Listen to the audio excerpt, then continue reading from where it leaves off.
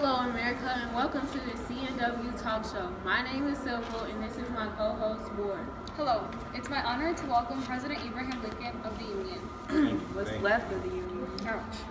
President Jefferson Davis of the newly established Confederacy, and Mayor Robert Anderson. Give them a round of applause. Thank you. It's a pleasure to be here. But that was it in unison. I wish all the states were unified like that. Come on now, Sybil. If you haven't figured it out yet, today's topic is about secession. So let's begin. Lincoln, how does it feel to be president of a broken country when the Union claims to possess a strong democracy? It's really doing something to my soul. But hey, I'm willing and ready to come to an agreement and have the southern states back into the Union. But let's be honest here, the country would not have been broken if the southern states wouldn't have been so self-centered. Self-centered? You heard me right. The South is living in their own little world, worried about how everything would affect them and not the Union. Of course, we have to worry about our existence if the president and abolitionist himself threatened to abolish slavery, our fountain of wealth, and make the North flourish. I am not an abolitionist. Never did I want to abolish slavery. I clearly emphasized in my first inaugural address that I did not plan to interfere with the institution of slavery in the states where it existed. I am not an abolitionist. So childish. Shut up. That's enough. We invited you all here today to discuss the issue of secession and whether it was right for the South to secede. I'm sure Lincoln feels strongly against that. Tell us, Lincoln, what are your thoughts on the South seceding and creating the Confederate States? Oh well, I was going to ask President of the Confederate States, but I guess so. Well, first of all, if I wasn't clear enough during my first inaugural address, I said that secession was illegal. Of course you said that. The Confederate States claim that right to secede. But no southern state claims to be seceding for that right. You southern states are such hypocrites. You like to claim you have states' rights, but oppose the right of the North to not support slavery. In fact, it wasn't the right for the Confederate States to secede over the ideals of the northern states or because they feared I would get rid of slavery. Once you're part of a union, you can't just leave because you feel like it. Exactly.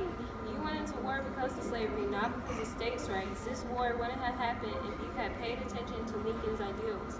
Never did he say he would abolish slavery. Exactly. I never threatened the existence of slavery in your states. I clearly said the southern states can maintain their slavery traditions, but slavery would be prohibited in any state that isn't already a slave state. Well, excuse me, but my soldiers wouldn't have started the war if Anderson hadn't refused to leave Fort Sumter. To me, it sounds like Anderson here supported who supported the North actually started the war. Well, I did not. Davis, you completely changed the topic. Stop talking, Lincoln. You completely changed the topic and started blaming others for your decision. Stop talking. Hey, that just took a turn for the worse. After the commercial, we'll see what the President of the Confederate States has to say about this.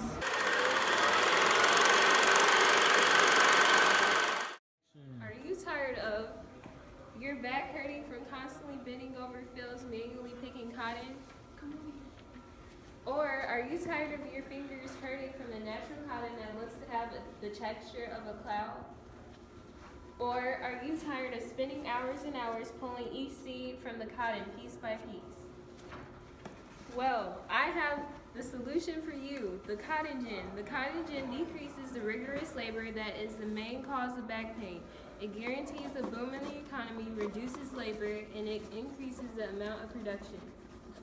1 pound of cotton separated over the course of 10 hours versus 50 pounds of cotton separated over the course of 1 day. Which do you choose?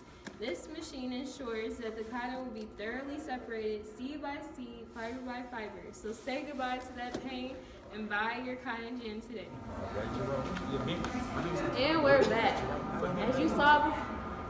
As you saw before the break, we left off at a climatic state. Don't you think, Ward? We sure did. So we heard from Lincoln's opinion on whether it was right to secede from the Union. But Davis, tell me, how do you feel? Well, after I joined the committee at 13, I was willing to make a compromise with the North to avoid war at all costs. So what happened with making that compromise? Of course, the North didn't want any traces of slavery at all. Down south, we've had slaves for as long as I could remember. Without them, we would have to ask ourselves, how will we be able to live? So you had no choice but to secede from the Union and create one that properly represented your ideals. Am I right? Yes, it was right for us to secede from the Union. Tell me, would you have wanted to be a part of a union that didn't exemplify your ideals? No, right? That's exactly why we left, because it didn't make sense for the South to be part of the Union if it didn't support slavery. Well, you do prove a point there. No, he doesn't. Boy, shut your mouth. Stop trying to initiate more drama. We already have plenty more problems on our hands. I guess. Well, you heard both sides. Join us next week at 8 p.m. Central to listen to what the citizens of the North and the South have to say about this. Signing off, Civil. We get on Stony Island next to the Muslims, but Jerome, the bean pie,